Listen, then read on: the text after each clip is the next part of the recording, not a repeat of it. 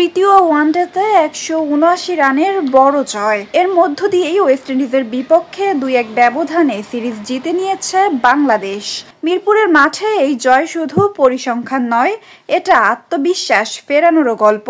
৩ ম্যাচের পারফরম্যান্সের বিচারে ব্যাটে বলে প্রভাব বিস্তার করেছে স্বাগতিকরা। সিরিজ জুড়ে রানের দিক থেকে প্রাধান্য ছিল বাংলাদেশের ব্যাটারদের হাতে। শীর্ষ ৫ ব্যাটারদের তালিকায় প্রথম ৪ জনই বাংলাদেশের।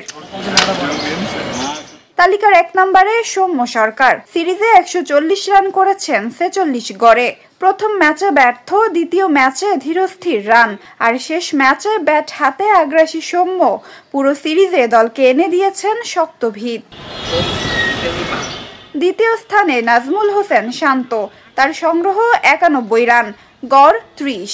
মাঝের ওভারগুলোতে ধীরস্থির ব্যাটিংয়ে শান্ত ছিলেন দলের স্থিতির প্রতীক।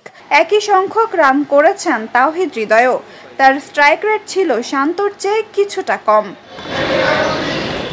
চতুর্থ স্থানে রয়েছেন সাইফ হাসান। ওপেনিংয়ে সুযোগ পেয়েই নিজের সামর্থ্য প্রমাণ করেছেন। তার ব্যাট থেকে এসেছে ৭৯ রান, গড় ২৯। প্রথম ২ ম্যাচে ব্যর্থ হয়েও শেষ ম্যাচে দারুণ করেছেন এই ব্যাটার। ওয়েস্ট ইন্ডিজের হয়ে একমাত্র প্রতিনিধি শাই হোপ ৭২ রান করে ৩৬ গড়ে লড়েছেন একাই, কিন্তু পার্থক্য গড়ে দিতে পারেননি তিনি।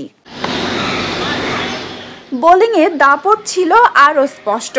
সিরিজের সেরা বোলার এবং সিরিজ সেরা খেলোয়াড়ও রিশাদ হোসেন। তার স্পিনে ঘুরেছে ম্যাচ, ঘুরেছে সিরিজও। মাত্র ৩ ম্যাচে ১২ উইকেট, ইকোনমি ৪.৬৭। শেষ ম্যাচে একাই ভেঙে দিয়েছেন ওয়েস্ট ইন্ডিজের ব্যাটিং লাইন আপ। রিশাদ যেন নতুন এক অধ্যায়ের নাম। বাংলাদেশের স্পিন ঘূর্ণিতে এখন তার ছোঁয়া অনিবার্য। দ্বিতীয় স্থানে রয়েছেন ক্যারিবীয় অলরাউন্ডার আকিল হোসেন। ৬ উইকেট নিয়েও নিজের দলকে বাঁচাতে পারেননি তিনি। বাংলাদেশের হয়ে সমান ৫টি করে উইকেট নিয়েছেন নাসুম আহমেদ ও তানভীর ইসলাম। বাঁহাতি স্পিনের যুগল ঘূর্ণিতে দিশেহারা ছিল ক্যারিবীয় ব্যাটাররা। আর পঞ্চম স্থানে আছেন ওয়েস্ট ইন্ডিজের অ্যালিক অ্যাথানজে, যার সংগ্রহ ৪ উইকেট।